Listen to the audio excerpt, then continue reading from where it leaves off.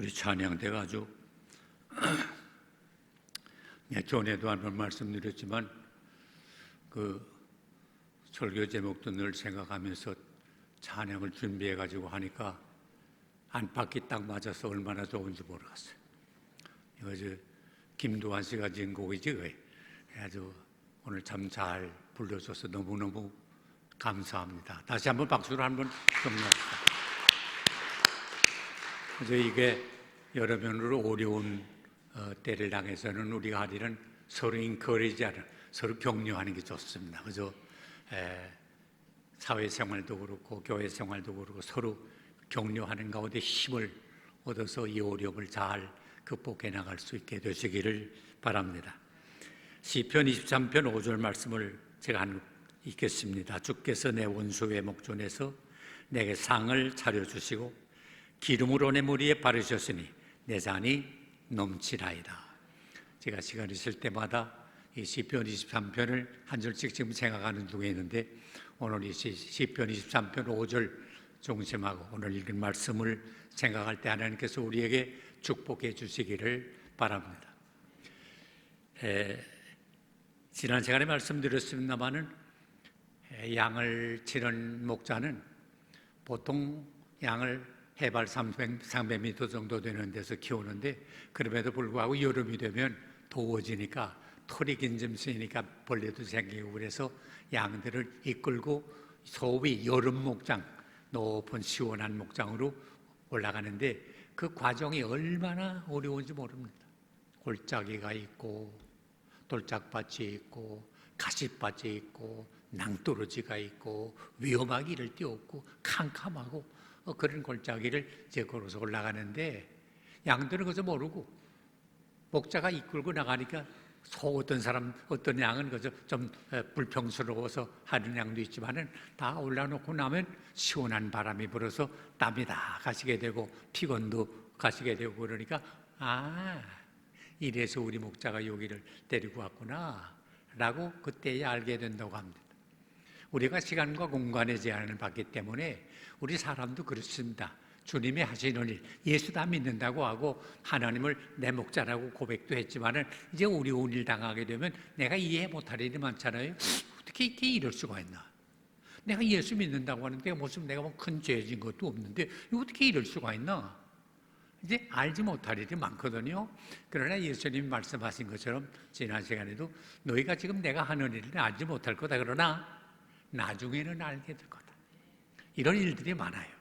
그러므로 우리는 믿음으로 온전히 하나님을 의지하고 따라 나가는데 여름 목장에 올라가서 그 시원한 푸른 초장을 만나게 되니까 좋긴 한데 거기 오늘 읽어보니까 그 하나님이 상을 베푸는 테이블을 차려놓은 것처럼 버려놓았는데 그게 원수 앞에 차려놓은 상이래요. 무슨 원수가 있나? 양을 접은 사람들의 말에 의하면 거기 두 가지 원수가 있는데 첫째 하나는 칸마스라고 하는 풀이 있대요. 이 풀은 아주 번쩍거리고 눈에 띄고 보통 잔디마달라 눈에 띄고 먹음직하고 꽃이 아름답고 호기심을 주는 이런 풀인데 그래서 양들은 아래서는 보지 못하던 풀이 속에 있구나. 그래서 가서 쫓아가서 먹으려고 그러는데 사실 그걸 먹어놓으면 몸이 점점 마비가 돼가지고 죽어버린대요. 그러니까 풀은 풀인데 무슨 풀이죠? 독초야. 근데 보기는 좋고 먹음직스럽고 아름답고 그러니까 어제 양들은 모르고 가는데 목자는 이걸 알잖아요. 그러니까 그 풀 먹으면 죽을 터이니까 위험하니까 그래서 목자가 미리 가서 다 뽑으면 또 양들은 우리 목자가 우리를 사랑하지 않는가 보다고 저렇게 좋고 맛있고 먹음직스러운 걸 왜 뽑아버리는지 모르겠다고. 그러나 목자는 알거든요. 양들을 귀하게 생각하거든요. 양들을 사랑하거든요. 그래서 못먹겠으리 맺는다고 그래요. 교회도 마찬가지예요. 우리 목사님은 여러분의 양을, 여러분의 영혼을 사랑하지요. 그렇기 때문에 손해가 나리는 안 해요. 못하게 해요. 그럼 또 그걸 이해 못하는 사람들은 우리 목사님은 그럴 체험이 없는가 보다고 얼마나 맛있고 신비하고 여기서 들어보지 못하던 옛 말씀도 하고 그 신비한 진리가 있는데 왜 그런지 모르겠다고 그래요. 요새 우리 이단이라는 게 있잖아요. 여기도 들어온 보스가만 무슨 신천지 그거 다 이단이거든요. 그러나 그게 호기심이 있어가지고 많은 사람이 가지고 빠져나오지 못하고 구렁이 빠지게 되잖아요. 그래서 여기도 신천지는 들어오지 마라. 어떤 분은 왜 신천지도 다 예수 믿는다고 예수교 신천지 예수교회 했는데 이제 그렇게 오해하는 사람이 있거든. 그러나 그건 이단이야. 예수라는 이름만 한 것뿐이지 교회라는 이름만 붙인 것뿐이지 바로 된 게 아니잖아요. 그래서 지금 사회에 얼마나 많은 무리를 일으키고 있어요. 이번에 아마 좀 어느 정도 정도는 낼 줄 압니다만, 그러니까 우리 목사님이 하시는 일 말씀할 때 좀 이해가 안 될 때가 있어도 우리는 그걸 따라해야 돼. 왜? 목사님이 이걸 전문한 거 아니에요. 대학 졸업하시고 신학교 따로 공부를 하고 해서 목사가 되는 거 아니에요. 영적인 면, 그러니까 병원 의사가 전문가고요. 영은 누가? 목사님이 전문가예요. 나는 그거 철두철미하게 믿어요. 영혼을 책임지고 있어요. 하나 물어볼게요. 여러분, 우리 박 목사님이 앉아 계신데 조금 미안하지만 박 목사님이 여러분의 영혼을 사랑합니까? 미워합니까? 그 대답해. 사랑하죠. 여러분의 영혼이 잘 되기를 바랍니까? 아니면 망하기를 바랍니까? 요걸 하셔야 돼요. 우리가 내가 이해가 안 되는 점이 있어도 우리 영혼을 사랑하고 잘 되기를 바라는 가운데 하시는 말씀이다. 그렇게 인도하는 법이다 하는 걸 꼭 우리가 알아야 돼요. 목자는 양을 사랑해요. 그래서 예수님도 나는 선한 목자다. 내가 너희를 위해서 내 목숨을 버린다 그러지 않았어요. 이게 목자예요. 또 하나 원수가 있대요. 무슨 원수냐? 여름마다 이제 올라오잖아요. 양들이 여름마다 올라오니까 그걸 아는 맹수가 있어요. 가령 푸마 같은 짐승이 있는데 바위 뒤에 딱 숨어 있다가 양들이 이제 올라오면 되게 목자를 중심해서 양들은 되게 뭉치거든요. 너무 뭉치기 때문에 염소를 집어넣을 정도로 양은 뭉치거든요. 그런데 그럼에도 불구하고 어떤 양은 나 혼자 그저 놀지, 나 혼자 하지 해서 따로 나가 있는 짐승이 있대요. 그러면 이걸 노리고 있다가 목자를 중심해서 뭉쳐있는 양은 손을 대지 못하지만 따로 나가 혼자 노는 양은 어떻게 하나? 뒤에 숨어 있다가 탁 체크한대. 그래서 베드로 사도가 베드로 전서 5장 8절에 보면 이런 말씀을 했어요. 같이 한번 읽어봐요. 근신하라, 깨어라, 너희 대적 마귀가 오는 사자같이 두루다니며 삼킬 자를 찾나니. 마귀가 두루다니면서 어떤 영혼을 찾느냐? 혼자 노는 거. 교회 다니는 사람 가운데도 어떤 분은 그래요. 넌 여당이가? 난 야당이야. 넌 그저 목사님밖에 몰라. 이제 이런 사람이 있거든. 이건 바른 생활, 신앙생활은 여당, 야당이 따로 없고 그리스도를 중심해서 하나를 뭉치는 거지 뭐 야당 노릇하는 사람, 이게 옳지 않아요. 저 오래전에 김해 연합송회가 있었어요. 연합집회 인도를 갔는데 그 고르파 교회인데 예배당을 크게 지었더라고. 한 3,000명 정도 들어가는 예배당 지었는데 연합송회 하니까 이제 예배당이 꽉꽉 차고 잘 집회가 됐는데 식사를 하는데 한 분 어느 목사님이 그래요. 자기네 교회 장로님 한 분이 설교하면 꼭 들어와가지고 목사님 그게 설교가 어떻게 이렇습니까? 저렇습니까? 하면서 자꾸 시비를 걸더래. 그리고 목사님이 뭐 대항할 수도 없고 그렇습니까? 어저 그래 왔는데 그 시비를 삐딱하니 놀고 나가서도 교인들한테도 우리 목사가 설교가 뭐 이렇고 저렇고 하면서 말하더래요. 그러더니 얼마 있더니 통일교로 쭉 빠지더래.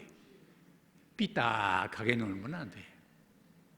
언제나 목회자를 중심해서 하나가 될 때 행복하고요. 거기 기쁨이 있고 확신이 생겨요. 내가 아는 어떤 목사님은요, 뭐 말해도 돼. 저 소망교회 목사님 전에 심호할 텐데 장로 한 분이 있는데 뭐 공안부 검사도 하고 국회의원도 하고 했는데 목사를 반대한 거야. 또 앞에 앉아가지고는 신문을 보는데 목사님 설교하는데 신문을 보고 있더래요. 막 생각해보세요. 한 바꿔 생각해요. 맥이 빠지잖아. 그 설교 열심히 준비해가고 하는데 신문을 딱 보고 있는데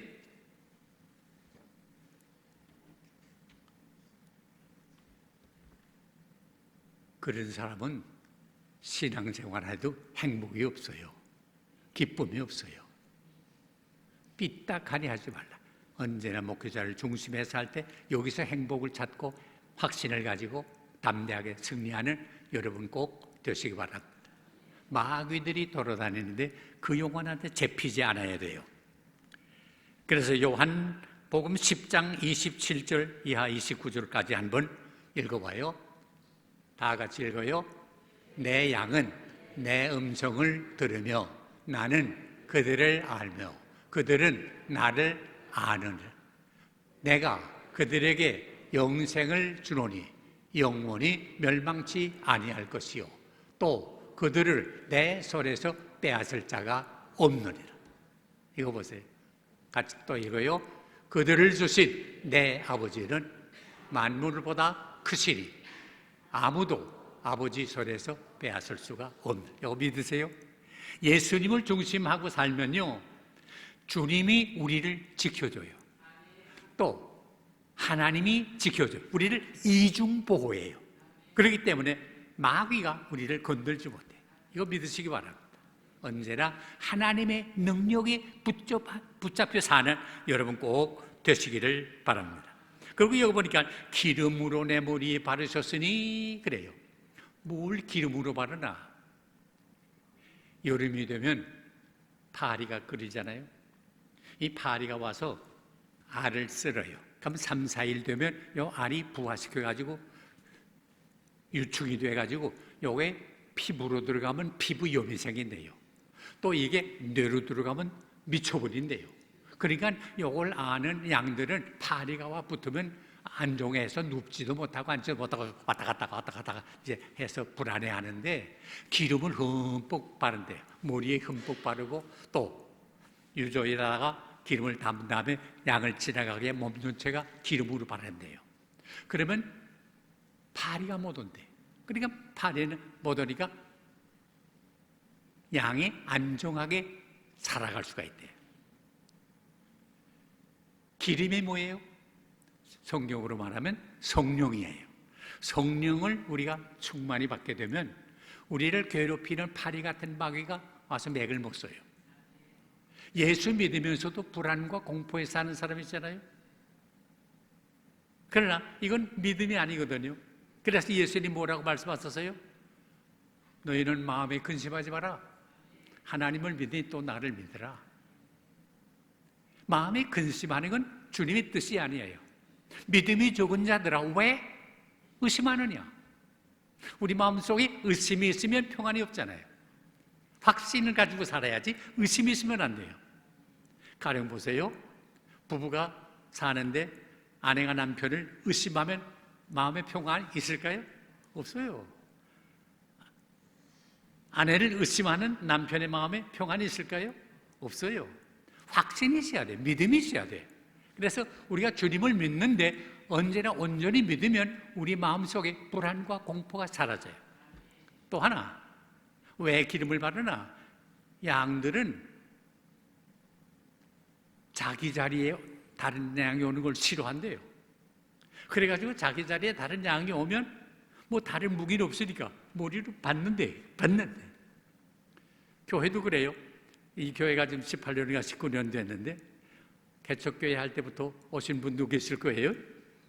그런 분은 내가 이 교회 설립자 중에 하나인데 개척교인 중에 하나인데 그래가지고 다른 사람이 새로 와가지고 목사님 하면서 그러면 저거 언제부터 와가지고 까불지?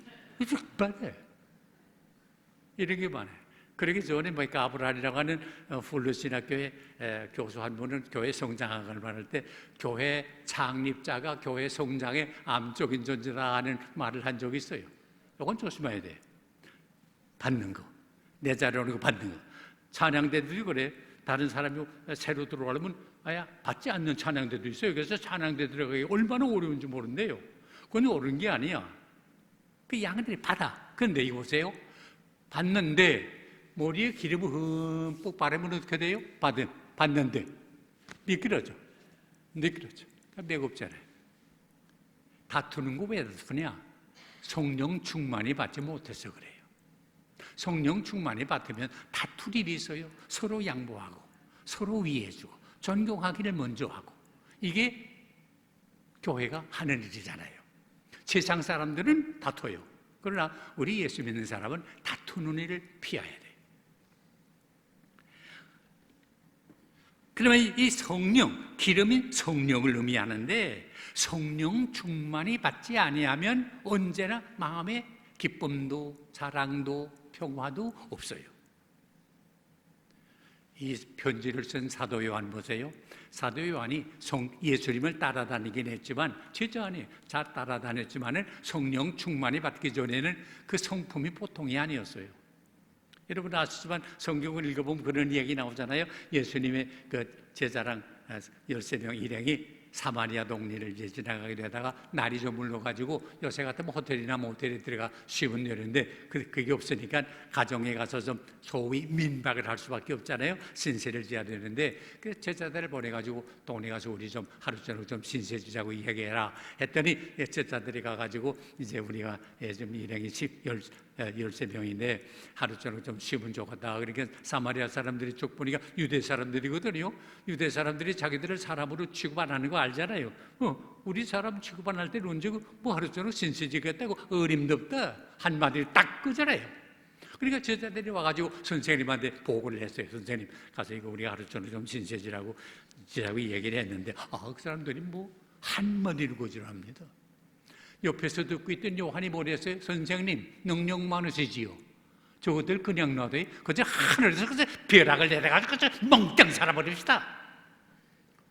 그러던 사람이에요. 그래서 그때부터 오던 별명이 뭐죠? 보아노게. 보아노게. 그걸 우리말로 말하면 우레의 아들이에요. 우레의 아들. 우레의 침은 뭐 떨어져요? 벼락 떨어지지. 이런 사람이야. 그러나 그가 성령의 충만함을 받은 다음에는 오늘 편지 쓴 것과 같은 이런 말씀을 할 수 있었어요. 사랑하는 자들아, 서로 사랑하자. 사랑은 하나님께 속한 것이다. 이 사랑을 우리가 받았다. 우리가 하나님을 사랑한 것도 아니고 하나님이 먼저 우리를 사랑했다. 독생자를 이 땅에 주기까지 우리를 사랑하지 않았느냐. 이 요한복음 3장 16절에 하나님이 세상을 이처럼 사랑하사 독생자를 주셨으니 그랬거든요. 어떻게 이렇게 사랑했나. 마틴 루터 같은 분은 그런 말을 했어요. 참 하나님은 놀라운 분이다. 얼마나 우리를 사랑하나. 나 같으면 이놈의 세상을 벌써 몇 번이고 멸망시켜버리고 말할 세상인데 이처럼 우리를 사랑해서 아들을 주시다니. 또 그 아들을 보낼 뿐만 아니라 그 아들을 죽게 만들어가지고 우리를 구원해 주시다니. 로마서 5장에 보면 그런 말씀 있잖아요. 하나님이 그 아들 독생자 예수 그리스도를 십자가에 못 박아 죽게 함으로 하나님이 우리에 대한 자기의 사랑을 확증했다. 이렇게 우리를 사랑하세요. 하나님의 사랑은 말로 다 할 수가 없잖아요. 이런 사랑을 우리가 받은 사람이에요. 그러므로 이런 큰 사랑을 받았으면 우리는 어떡하나? 우리도 하나님 사랑해야 될 거 아니에요? 여선말로 말하면 give and take이야. 주고받는 거예요. 하나님이 우리에게 사랑을 이렇게 주었으니 우리도 하나님을 사랑하는 게 마땅하잖아요. 이 논리가 얼마나 정연한지 몰라요. 받았으니까 우리가 줘야 되잖아요. 자, 그러면 내가 그럼 하나님 사랑합니다. 어떻게 사랑하나? 보이지 않는 하나님을 어떻게 사랑해요? 하나님이 자기 형상대로 우리 사람을 지으셨어요. 그렇기 때문에 하나님을 사랑한다 하는 사람은 하나님의 형상대로 지음받은 사람을 사랑해야 돼요. 이게 논리예요. 그러기에 우리에게 주신 계명이 있죠. 사랑이라는 건 사랑해도 되고 안 해도 되는 게 아니라 사랑하라 하는 건 계명이에요. 우리 10계명 있잖아요. 10계명 하면 우리가 좀 무겁게 생각하는데 결국 10계명의 한마디로 말하면 사랑이에요. 첫째부터 네 번째까지는 누구를 사랑하라? 하나님을 사랑하라. 다섯째부터 열째까지는 누구를 사랑하라? 이웃을 사랑하라. 그러기에 어떤 율법사가 와서 크고 최초되는 계명이 뭡니까? 하고 예수님께 물을 때 예수님 하신 말씀 기억하지요. 마음을 다하고 뜻을 다하고 성품을 다하고 힘을 다해서 주 너희 하나님을 사랑하라. 이것이 크고 첫째 되는 계명이다. 그럼 두 번째 계명은 뭡니까? 내 이웃을 내 몸과 같이 사랑하라. 이게 크고 둘째 되는 계명이다. 계명은 한마디로 말하면 사랑이에요. 하나님이 우리를 사랑하셨기 때문에 우리도 하나님을 사랑하고, 하나님을 사랑한다고 하는 사람은 하나님의 형상대로 지음받은 인간을 사랑하라고. 그리고 오늘 이게 결론적으로 말하면 그러잖아요. 누구든지 하나님을 사랑하노라 하고 그 이웃을 사랑하지 않으라는 것은 거짓말하는 거다. 어떻게 보이는 사람도 사랑 못하면서 보이지 않는 하나님을 사랑하겠다고 하느냐? 옳은 말 아니에요. 그러므로 하나님을 사랑한다고 하는 사람은 그 이웃을 제 몸과 같이 사랑하는 것이다. 그래서 요 마지막 절에 뭐래서요? 우리가 이 계명을 주께 받았나니 하나님을 사랑하는 자는 또한 그 형제를 사랑할지니라. 그래서 사랑, 성령의 기름 부음 받았다는 말은 한마디로 말하면 사랑이에요. 그러면 사랑하면 어떻게 돼요?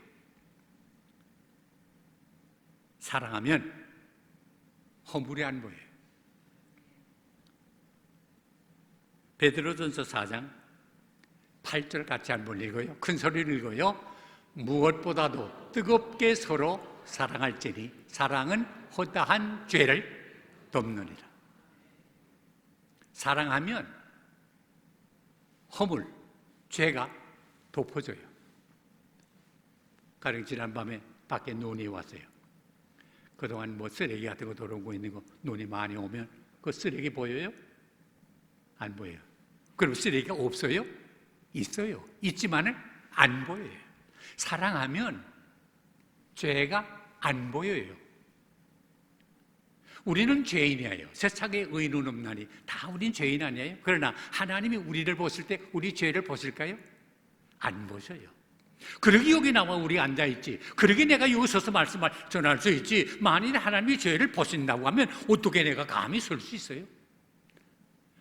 왜? 사랑하니까. 세상에서 어떤 집안을 동네에서 손가락질해. 저거 망난이다. 영어로 말하면 호프레스다. 희망도 없는 거다.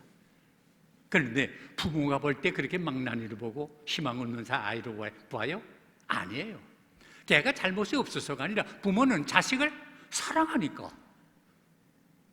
죄를 안 봐요. 자, 여러분, 우리가 누구를 흉을 보는 사람이 있어요. 사랑해서 그래요? 사랑 안 해서 그래요? 사랑 안 해서 그래요. 가지고 우리 목사님, 담임 목사님 앉아 계신데 당 목사님을 사랑하는 사람은 박 목사님의 흉 안 보여요. 우리 목사님 같은 목사님이 어디 있어? 그러나 안 사랑하면 흉만 자꾸 봐요. 우리 목사님 뭐라고 어떡. 그렇게 그러대요. 목사님을 사랑하나 사랑하지 않나 하는 거 목사님을 찾을 때 부르는 거 보면 안 돼요. 사랑하는 사람은요, 목사님 하고 부른대. 근데 사랑 안 하는 사람은 목사님 하고 부른대. 선사교회 여러분은 목사님 하고 부르기 바랍니다. 사랑하는 마음. 그래야 우리가 복이 되고, 그래야 예수 믿는 기쁨이 있고, 그래야 만족이 있고, 그래야 우리의 축복이 임할 줄로 믿습니다. 험을 바라보지 마라. 둘째로, 사랑하면 짐이 되지 않는데요. 요한 1서 5장 3절 같이 읽어요. 하나님을 사랑하는 것은 이것이니 우리가 그의 계명을 지키는 것이라. 그의 계명은 무거운 것이 아니로다.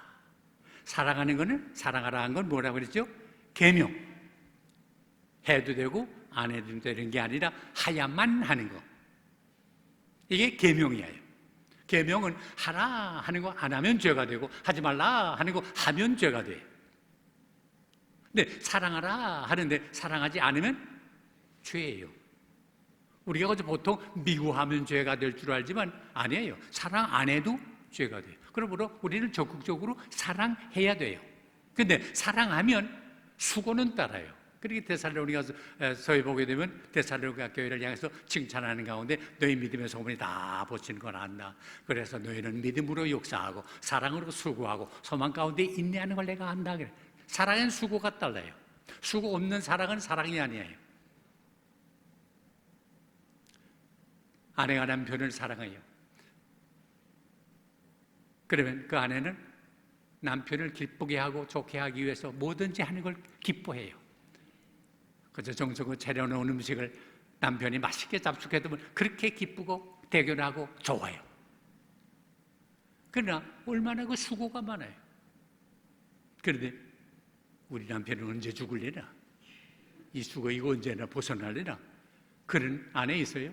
그건 무지가 심각하지요.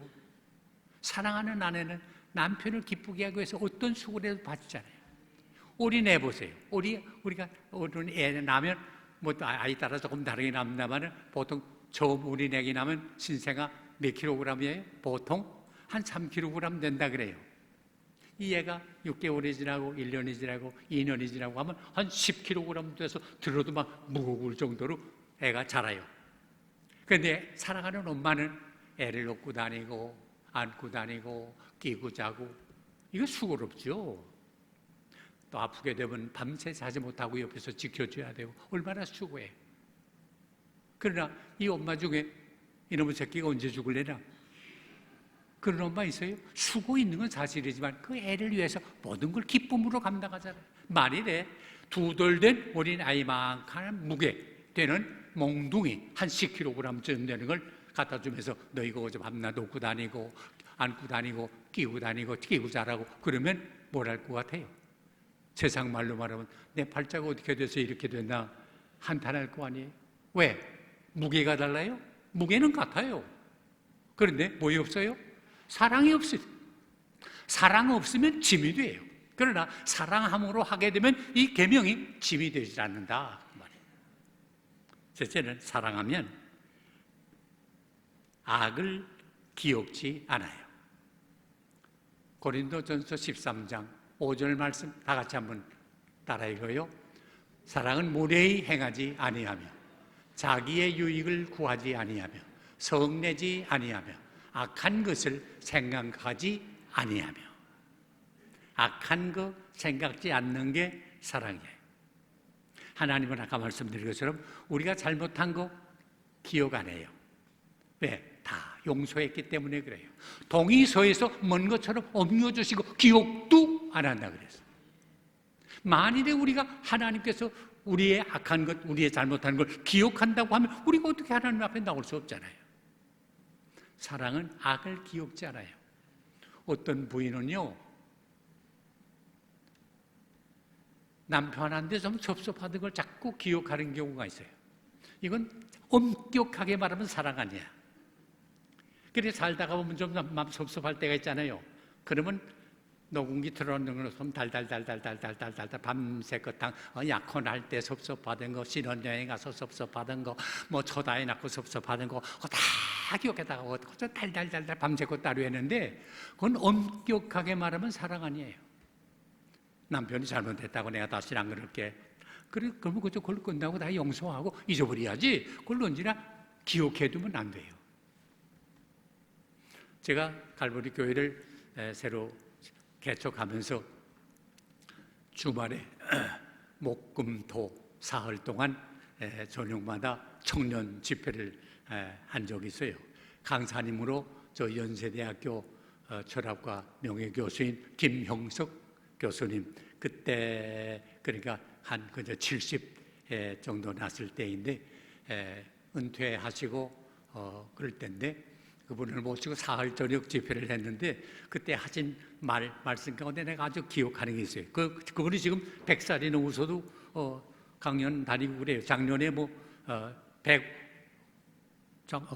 작년에 150번 강연을 하셨다고 그래요. 그러니까 아주 100살이 넘고 그래도 아주 말씀도 잘 하시고 참 귀한 분인데 그분이 하신 말씀 가운데 기억나는 게 있는데 자기가 이제 은퇴하시고 학교는 뭐 그저 특별한 경우에 한번 나가서 강의하고 하고 그 외에는 이제 여기저기서 와서 좀 말씀을 해달라고 하는 데가 있으면 말씀을 하고 나는데 저 천안에서 그 천안시에서 초청을 해가지고 시민들한테서 강연을 해달라고 그래서 이제 내려가서 시민회관에서 이제 강연을 하셨는데 강연이 다 끝나고 나니까 저 뒤에 앉아있던 어떤 청년 하나가 나오더래요. 그래서 쭉 봤더니 자기 문화생으로 있던 청년인데 10년 훨씬 넘게 그동안 떨어져 있었는데 와서 인사를 하면서 반갑다고 선생님이 이렇게 현직에서는 되었었지만은 다 이렇게 저 건강하셔서 전국 각지를 다니면서 이렇게 말씀을 전해주시니까 얼마나 감사한지 모르겠다고. 내가 물론 여기 주최하는 데서 저녁 진지를 대접할 줄 알지만은 그래서 선생님만 좋게 생각하지만 제가 이쪽에다 주최 측에 양해를 구하고 선생님을 한번 저녁을 대접하고 싶은데 어떠세요? 그래서 뭐 알아서 하라고 했더니 이제 주최 측에 가서 자기 인사를 대접하겠다고 양해를 구한 다음에 이제 김 선생님을 모시고 이제 식당으로 향해서 가면서 이런 얘기 저런 얘기 하다가 가만 생각해보니까 10년이 훨씬 넘고 그래서 뭐 이전 대학 졸업했으니까 결혼도 했을 거고 애도 있을 거고 그래서 그저 무난 삼아 자네 이전 결혼도 하고 애도 있고 다 그러겠네. 그랬더니 물론 그랬어야죠. 근데 제 사정이 좀 그렇지를 못합니다. 그래서 어떻게 그렇게 됐나 했더니 그 사정 얘기를 이렇게 하더래요. 선생님 제가 사실은 연세대학 다니면서 서울 용산구에 있는 숙명여자대학이라고 아마 여러분 아실 거예요. 숙대 하는데 숙대 학생을 하나 하는데 지내보니까 너무 내가 이상하던 여자고 그래서 너무너무 좋아가지고 제가 이제 군대 가기 전에 약속을 했습니다. 내가 이제 군대 갔다 와서 부모 허락받고 우리 결혼하면 좋겠는데 그때까지 조금만 기다려달라고. 그래서 이제 군대에 가서 2년만 동안 시무하고 돌아와서 이제 결혼할 때가 됐다 해서 부모님한테 하루는 말씀을 드렸습니다. 아버님 제가 대학 다니면서 숙대 여자 하나를 알았는데 너무너무 좋아서 사실은 제가 결혼까지 약속을 했습니다. 그저 부모님이 허락해 주시면 결혼했으면 좋겠어요. 그랬더니 뭐 저희 부모님은 저를 다 믿는 분이니까 그럼 우리는 널 믿으니까 내가 어려운 애써다 가느냐. 너 좋다면 우리도 좋다. 또 뭐 솔직히 말해서 뭐 우리가 데리고 살 거 아니고 네가 데리고 살 여자인데 너 좋아야지. 그런데 우리 집안은 이 뼈대가 있는 집안은 아니야. 또 어른이 계시지 않느냐. 할아버지가 있으니까 할아버지한테 가서 우리는 좋으니까 할아버지한테 허락받아라. 그래서 이제 할아버지한테 가서 할아버지 얘기를 그대로 했대요.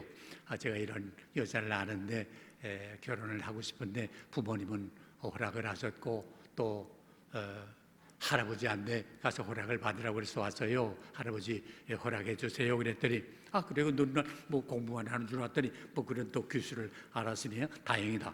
그런데 우리는 이렇게 뼈대가 있는 집안인데 아무나 안 돼. 그러니까 두 가지가 내가 요청을 하는데 첫째는 믿지 않는 할아버지니까 궁합이 좋아야 돼. 그러니까 사주를 받아와라. 둘째 집안이 제대로 돼야 돼. 그러니까 족보를 카피해와라. 그래서 난 믿지 않지만 그 할아버지가 그러니까 어떻게 해요? 그래서 생년월일시목에서 그 사주 궁합 그걸 받고 또 하나는 족보를 가서 카피해오고 두 가지 갖다가 이제 첫째 사주를 내놨대요. 했더니 할아버지가 쭉 보더니 물을 탁 집어서 내가 많은 궁합을 봤다마는 너희처럼 찰떡궁합은 없다. 잘 살겠다. 그렇게 만족해 하시더래요. 그래서 마음을 더욱 놓고 족보는 보나마나 왜? 우리 집안보다 그 집이 더 성공하고 출세하고 그런 집안이니까 전투했다고 마음 놓고 있는데 할아버지가 족보를 뒤적 보시더니 안색이 달라지더니 안 되겠다. 할아버지 왜 그래요? 이 집안이 우리보다 다 성공하고 출세한 집안이에요. 모르는 바 아니다. 너 분명히 들어. 이놈의 집안은 200년 전 우리 원수다. 우리 집안을 중상모략해가지고 우리가 천연까지 낙향했다. 이딴 놈의 집안하고는 내 눈에 흙이 들어가기 전에는 절대 안 된다. 딱 잡았다. 그럼 어떻게? 아버지한테 와서 사실 얘기를 했대요.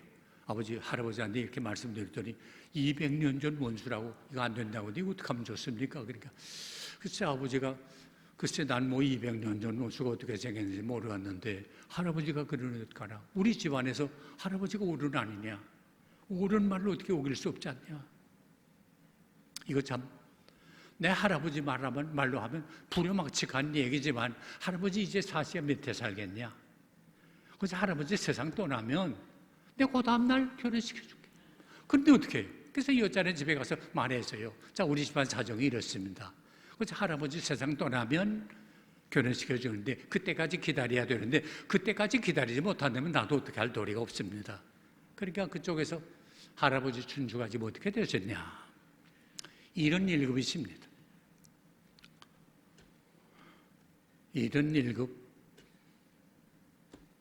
이런 일급. 뭐 기다려보자. 그래서 기다리는데 지금 10년이 돼서 88빛입니다. 아직도 정정합니다. 이게 무슨 창피입니까? 이게 무슨 망할 짓입니까? 악을 기억하면요, 너도 망하고 나도 망합니다. 사랑은 악을 기억지 않습니다. 끝으로 사랑하면 예수님의 제자가 됩니다. 요한복음 15장 8절 같이 읽어봐요. 너희가 열매를 많이 맺으면 내 아버지께서 영광을 받으실 것이요 너희는 내 제자가 되리라. 우리가 사랑의 열매를 많이 맺으면 하나님께 영광이 돌아가요. 뿐만 아니라 내가 그리스도의 제자가 된 증거를 얻게 돼요. 목사가 되면 예수의 제자예요? 장로님 되면 예수의 제자예요? 아니에요. 사랑의 열매를 맺어야 돼요. 과연 저분은 예수님의 제자다 인정받으려면 사랑해야 돼요. 내 힘 가지고 아니에요. 성령 충만히 받아 성령의 기름을 흠뻑 바르면 악을 보지 않고 짐이 되지 않고 서로 사랑함으로 예수의 제자가 되는 것을 만인 앞에 인정받게 될 줄로 믿습니다. 이 뜻깊은 사순절 기간 동안에 하나님의 사랑받은 우리, 그 사랑 아버지께 돌리고 그 형상받은 이웃을 내 몸같이 사랑함으로 다 예수의 제자로 인정받는 축복을 받게 되시기를 주의 이름으로 축원합니다. 기도하십시다. 하나님 감사합니다. 우리를 불러 하나님의 자녀 삼아 주셨는데 우리 서로 사랑하라고 했는데 우리 힘 가지고 못합니다. 성령이요 우리 가운데 충만히 임해서 우리가 서로 사랑함으로 하나님의 자녀요 예수 그리스도의 제자가 된 것을 증거하게 하여 주시옵소서. 예수님의 이름으로 간절히 기도하옵나이다.